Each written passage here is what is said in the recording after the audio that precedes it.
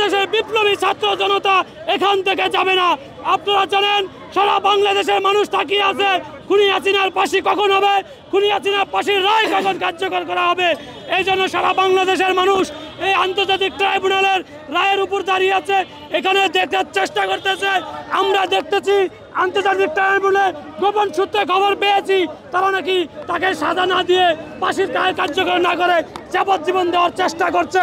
আন্তর্জাতিক ট্রাইব্যুনালকে বলে দিতে চাই, সরকারকে বলে দিতে চাই, ডক্টর ইউনূসকে বলে দিতে চাই, খুনি হাসিনার ফাঁসি ছাড়া যদি অন্য কোনো রায় আসে আমরা সেই রায় প্রত্যাখ্যান করে আমরা খুনি হাসিনার ফাঁসির রায় জনতার আদালতে ঘোষণা করব। মোনালিসা হেভি ফ্লো 15 পিস প্যাকেটের সাথে 8 পিসের একটি প্যাকেট একদম ফ্রি।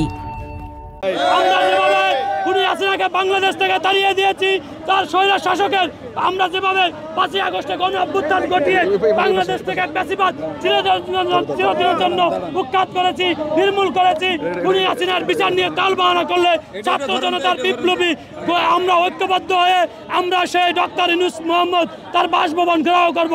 খুনি হাসিনার ফাঁসি ছাড়া কোনো বিকল্প রায় আমরা মেনে নিব না। এই ফাঁসি ফাঁসি ফাঁসি চাই, খুনি হাসিনার ফাঁসি চাই, ফাঁসি ফাঁসি ফাঁসি চাই, খুনি হাসিনার ফাঁসি চাই। প্রিয় দেশবাসী, আপনারা অবগত আছেন আজ ঐতিহাসিক 17 নভেম্বর। এই দিনে আমাদের স্পষ্ট বক্তব্য, শেখ হাসিনার ফাঁসি না হওয়া পর্যন্ত আমাদের অবস্থান চলছে, আমাদের অবস্থান চলবে। প্রিয় দেশবাসী, আমরা বলতে চাই একটি বিষয়, সেই বিষয়টি হচ্ছে যে খুনি হাসিনা এদেশে প্রায় 14,000 মানুষকে হত্যা করেছে, জুলাই মাসে 1400 মানুষকে হত্যা করেছে। তাই খুনি হাসিনার ফাঁসি না হওয়া পর্যন্ত আমাদের আন্দোলন চলছে, আমাদের আন্দোলন চলবে ইনশাল্লাহ। এই ফাঁসি ফাঁসি ফাঁসি চাই, হাসিনার ফাঁসি চাই।